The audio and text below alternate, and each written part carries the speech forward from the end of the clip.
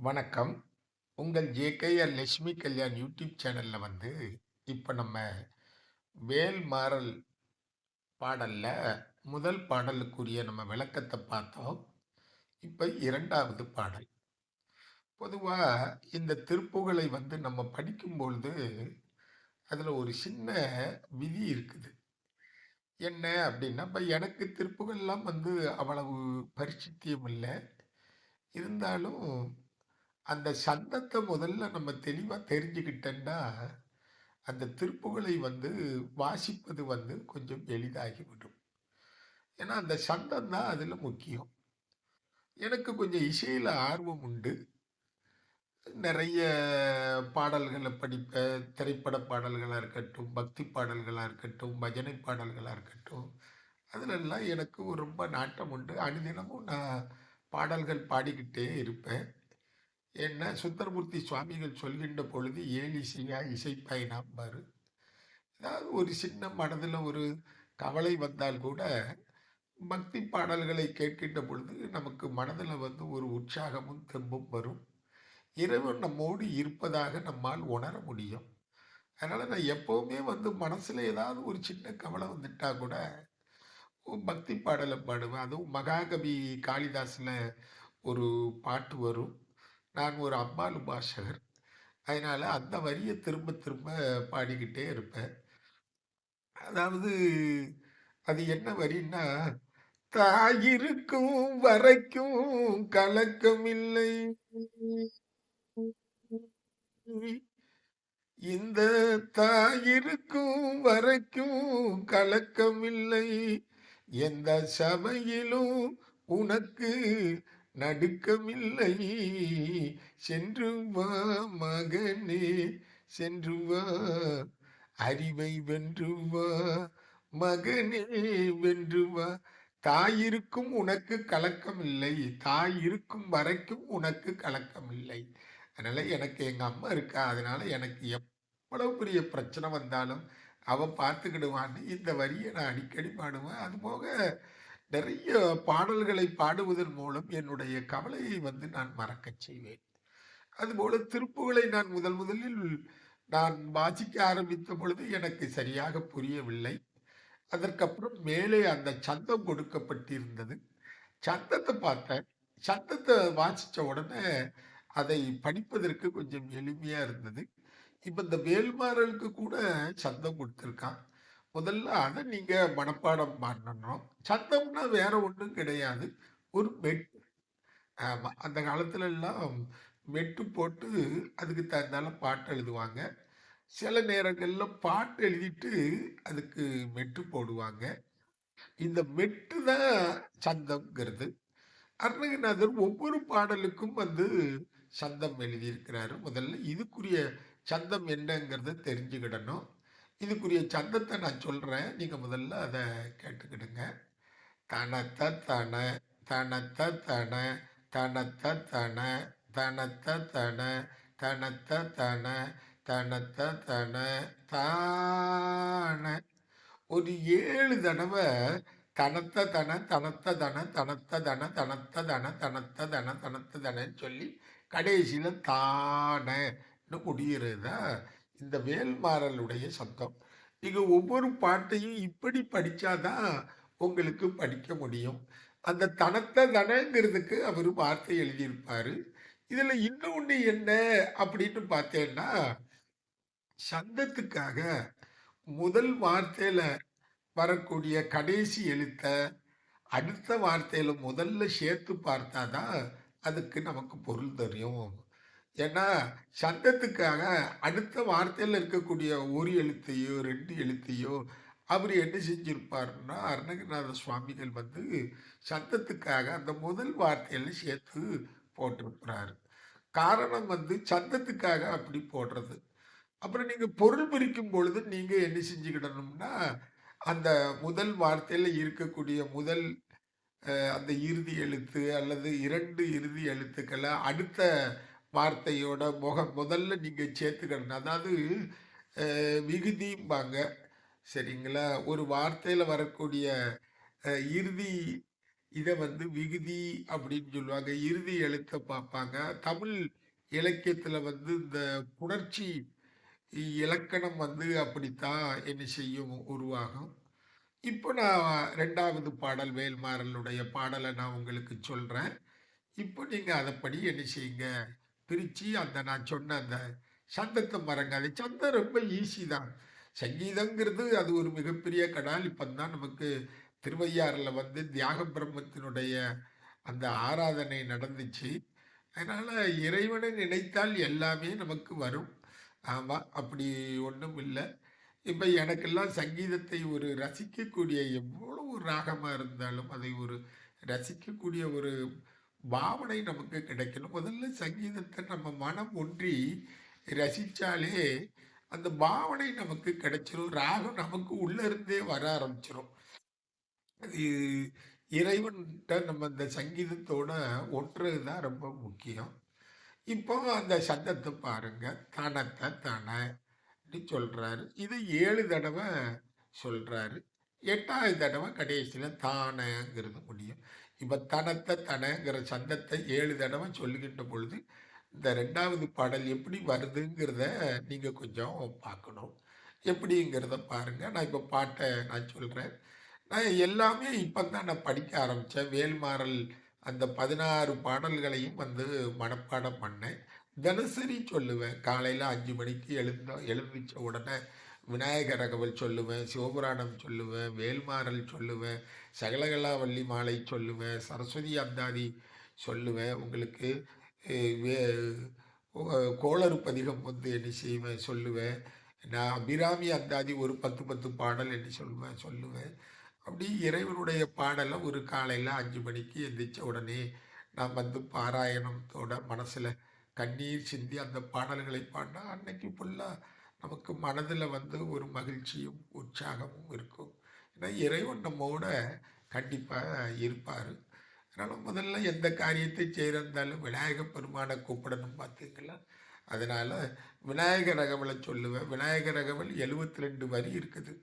அத நீங்க மனமுருகி பாடுகின்ற பொழுது கண்டிப்பா விநாயகப் பெருமான் வந்து அனுக்கிரகம் பண்ணுவார். அது மாரி தான் திருப்புகழ்லயும் விநாயகப் பெருமான கும்பிட்டுட்டு தான் இந்த சந்தத்துக்குள்ள நுழைப்பேன். இப்ப இந்த பாடல சொல்றேன். நீங்க பாருங்க.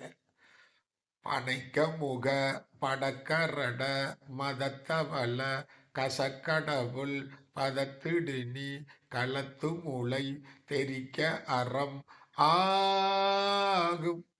இதான் அந்த பாடல். நான் சொன்ன அந்த 7 சந்தம் வரும். பனைக்க முக. இந்த பனைக்கு முகங்கிறதுல, இந்த முகங்கிற வார்த்தை வந்து அடுத்த வார்த்தையில சேரக்கூடிய வார்த்தை. இதுல சொல்லக்கூடிய ஒரு மைய கருத்து என்னன்னா, சூரபத்மனால வந்து இந்திரன் வந்து என்ன செய்யப்பட்டான்? சிறை செய்யப்பட்டான். இந்திரனுடைய மகன் ஜெயந்தனாக இருக்கட்டும், தேவர்கள் இருக்கட்டும், அனைவரையும் வந்து சூரபத்மன் வந்து சிறை செய்து, அவர்கள் கைகளிலே விலங்கு இடப்பட்டு, அந்த விலங்கினுடைய ஒரு ஆணின்னு சொல்லுவாங்க. ஆமா.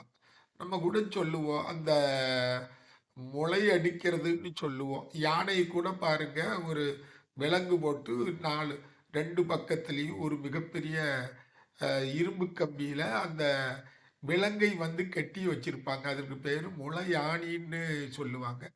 அப்படி இந்த தேவர்களை எல்லாம் விலங்கிடப்பட்டு அந்த முளையாணியில அந்த சங்கிலியை வந்து பிணைக்கப்பட்டிருந்தது அப்படின்னு. இந்த முருகன் கையில இருக்கக்கூடிய வேல் என்ன செஞ்சதுன்னா, அந்த இந்திரனுடைய காலில் இடப்பட்ட அந்த விலங்கையும், அந்த விலங்கை சேர்த்து வைத்திருந்த, பிணைக்கப்பட்டிருந்த அந்த முளை ஆணியையும், இந்த வேல் போய் அதில பட்ட உடனே, அந்த ஆணி தெறிச்சு, விலங்கு தெறிச்சு சின்னாபின்னமா என்ன செஞ்சுதான் ஆயிட்டான். அதத்தான் வந்து இந்த பாடல்ல மைய கருத்தா வந்து சொல்றாங்க. அதுல வந்து இந்த யானைய பத்தி சொல்றாங்க. இப்ப தேவேந்திரனுடைய யானை என்னன்னு தெரியும். ஏன்னா, தேவலோகத்தினுடைய சொத்து 3 சொத்து இருக்குது. ஒண்ணு காமதேனு, இன்னொன்னு கற்பக விருட்சம், இன்னொன்னு வந்து ஐராவதம் என்று அழைக்கப்படுகின்ற தேவேந்திரனுடைய வெள்ளை யானை. இந்த 3ம் தேவலோகத்தினுடைய ஒரு அற்புதமான சொத்து. காமதேனு எப்படி அப்படின்னு கேட்டா, கேட்டா கொடுக்கக்கூடியது. கற்பக மரம்னு ஒண்ணு இருக்கு. அது நினைத்தால் கொடுக்கக்கூடியது. அதுக்கப்புறம் தேவலோகத்திலே இருக்கக்கூடிய இன்னும் ஒண்ணு இந்திரனுடைய ஐராவதம்ங்கிற யானை. இந்த முதல் 3 வரியில இந்த யானை எப்படி இருந்ததுங்கிறத பத்தி அருணகிரிநாத சுவாமிகள் சொல்றார். பனைக்கை. யானையினுடைய துதிக்கை எப்படி இருந்தது? பனை மரத்தை போன்று அதனுடைய துதிக்கை இருந்தது. நீங்க பனைமரத்த பார்ப்பீங்க, கருப்பா இருக்கும். சொர சொரன்னு இருக்கும். அந்த துதிக்கையும் சொர சொரன்னு இருக்கும். யானையினுடைய துதிக்கையை நீங்க தொட்டு பார்த்தாச்சுன்னா, ரொம்ப சொர சொரன்னு இருக்கும். அதனால யானையினுடைய துதிக்கை பனைமரத்தை போன்று இருந்தது என்பது பனைக்கை. முகப்பட அப்படின்னு நம்ம அடுத்த வரியை வந்து இந்த பனைக்கை முகங்கிறதுல இந்த முகங்கிற 2 எழுத்தையும் அடுத்த வரிக்கு வார்த்தையில நம்ம சேர்த்து போட்டு படிக்கணும். பனைக்க முக படக்கரடன்னு வருதும். இப்ப 2வது வந்து அந்த யானையினுடைய முகத்திலே வந்து இந்த திரைச்சிலை இட்டிருப்பாங்க. அலங்காரம் பண்ணுவாங்க. நீங்க திருச்சூர்ல இந்த பூரத் திருவிழான்னு சொல்லி ஒண்ணு நடக்கும். கிட்டத்தட்ட எத்தனையோ யானைகளுக்கு வந்து அலங்கரிக்கப்பட்டிருக்கும். அந்த முகத்துல வந்து அந்த வண்ணத்தினால வண்ண திரைச்சீலைகள், அதுக்கப்புறம் இந்த தங்கத்தினால, இந்த கோல்டு பிளேட்டுனால முகத்துல வந்து அந்த முன்னாலேயே வந்து திரைச்சிலை வந்து அலங்கரிக்கப்பட்டிருக்கும். அப்படியே முன்னால அப்படியே ஜொலிக்கும். அததான் அருணகிரிநாத சுவாமிகள் முகப்பட என்றால் யானையினுடைய முகத்திலே அலங்கரிக்கப்பட்டிருக்கின்றது அப்படின்னு சொல்றாரு. அதனுடைய துதிக்கை பனைமரம் போல இருக்கின்றது என்று சொல்கின்றார். அதுக்கப்புறம் யானையினுடைய 2 மதன நீர்கள் 2 மதம் நீர்கள் வந்து அதற்கு இருக்கின்றன.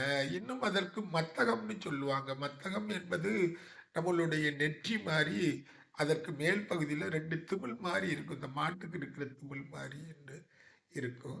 2 அதான் கரணமத அப்படின்னு சொல்லுவாங்க. பனைக்க முக நம்ம பார்த்தோம். பனைக்க முக, படக்கரண, மதத்தவள. இந்த கரண மதம்ங்கிறத அடுத்தத நம்ம சேர்த்து படிக்கின்ற பொழுது 2 மதன நீர்களை உடையது, மதங்களை உடையது, மத்தகங்களை உடையதுங்கிற மாரி சொல்றார்.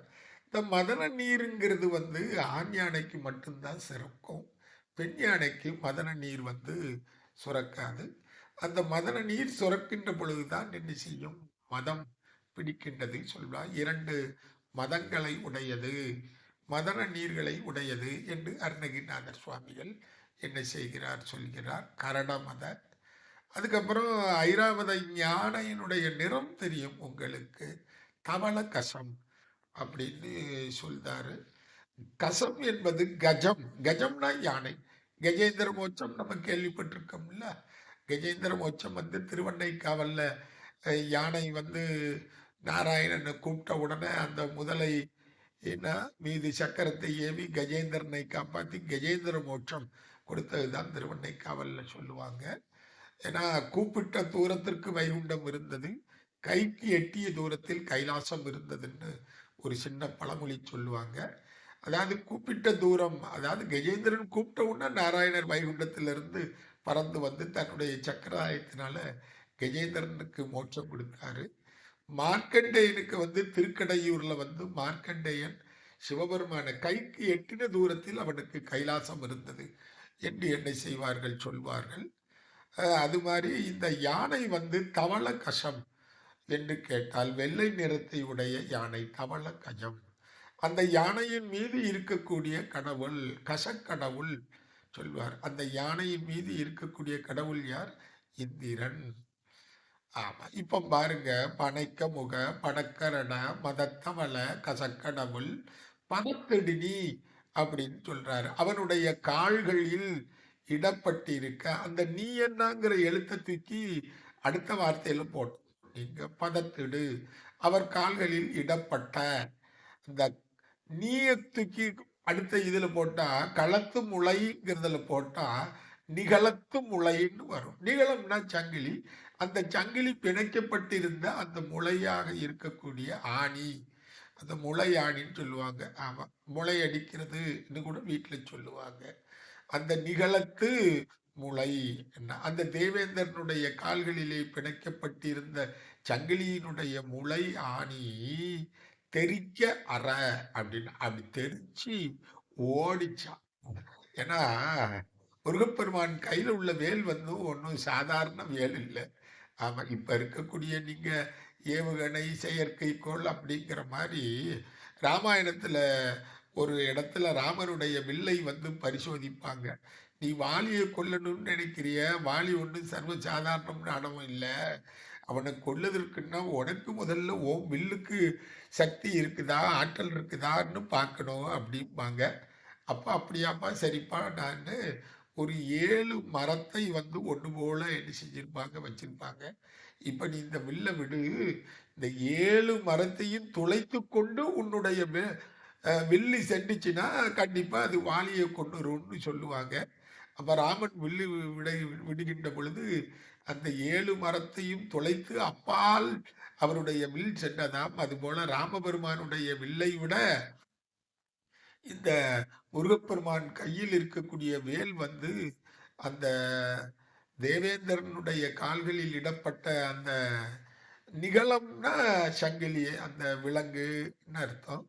அதுல போய் பட்ட உடனே அந்த ஆணி, சேல் விலங்கு எல்லாம் அப்படியே தெறிச்சு சின்னாபின்னமா ஓடிச்சுன்னு சொல்றாங்க. அத்தகைய ஆற்றல் இந்த வேலுக்கு இருக்கின்றது என்பதுதான் இந்த 2வது பாடலுடைய ஒரு அர்த்தம்.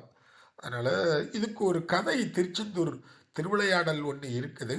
முருகப்பெருமான் வந்து ஆழ்வார் திருநகரியில இருக்கக்கூடிய ஒரு புலவன் மீது பாடக்கூடிய தமிழ் பாடலின் மீது ஆசைப்பட்டு, அவருக்கு இது அவராகவே ஒரு வெள்ளி விலங்கு பூட்டு அதை உ முறித்த கதை ஒரு திருவிளையாடல் இருக்கின்றது. அதை உங்களுக்கு அடுத்த பதிவிலே நான் சொல்ல இருக்கின்றேன். வழக்கம் போல எங்க ஜேகேஆர் லட்சுமி கல்யாண் யூடியூப் சேனலை சப்ஸ்கிரைப் பண்ணுங்க. பெல் பட்டனை அமுக்குங்க. எங்களுக்கு ஆதரவு தாருங்கள். என்றும் உங்கள் லட்சுமி கல்யாண். நன்றி, வணக்கம்.